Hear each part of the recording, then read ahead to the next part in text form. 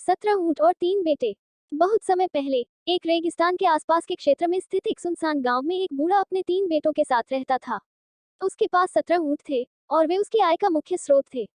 अंतिम संस्कार और अन्य दायित्व समाप्त होने के बाद तीनों बेटों ने वसीयत पढ़ी। जबकि उनके पिता ने अपनी सारी संपत्ति को 3 बराबर भागों में बांट दिया था, उन्होंने 17 ऊंटों को एक दी में बांट दिया था।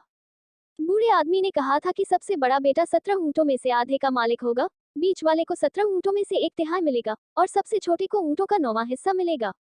7 वसीयत पढ़कर सभी दंग रह गए और एक दूसरे से सवाल करने लगे कि वसीयत में बताए अनुसार 17 ऊंटों का बंटवारा कैसे किया जाए। 17 ऊंटों को बांटना और 17 ऊंटों में से आधा ही को देना संभव नहीं है।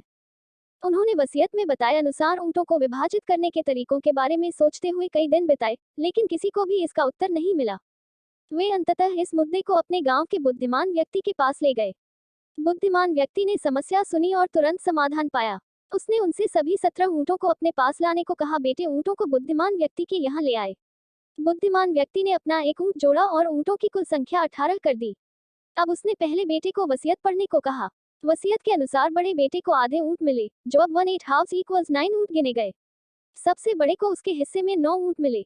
शेष ऊंट 9 थे। बुद्धिमान व्यक्ति ने दूसरे पुत्र को वसीयत पढ़ने को कहा। उन्हें कुल ऊंटों का 1/3 सौंपा गया था। ये 1/8 इक्वल्स 6 ऊंट आया। दूसरे बेटे को उसके हिस्से में 6 ऊंट मिले। बड़े पुत्रों द्वारा साझा किए गए कुल ऊंटों की संख्या 9 जोड़ 6 इक्वल्स 15 ऊंट। तीसरे बेटे ने ऊंटों के अपने हिस्से को पढ़ा। ऊंटों की कुल संख्या का 1/9 189 इक्वल्स 2 ऊंट। सबसे छोटे को उसके हिस्से में 2 ऊंट मिले।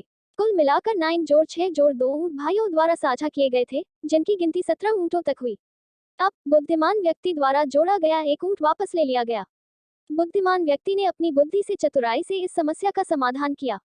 बुद्धिमत्ता और कुछ नहीं बल्कि किसी मुद्दे को हल करने के लिए एक सामान्य आधार खोजना है। संक्षेप में, हर समस्या का समाधान होता है।